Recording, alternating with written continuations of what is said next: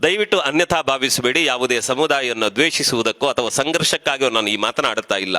ನನ್ನ ಜೊತೆಗಿದ್ದ ಒಬ್ಬ ಹುಡುಗ ಹೇಳಿದ ಮಾತು, ನೀವೆಲ್ಲ ಹೋಗಿ ಗೋವನ್ನು ಅಮ್ಮ ಅಮ್ಮ ಅಂತ ಹೇಳ್ತೀರಲ್ಲ, ಗೋವೇನು ನಿಮ್ಮನ್ನು ಹೆತ್ತವಳ ಅಂತ ಯಾರೋ ಕೇಳಿದ್ರಂತೆ.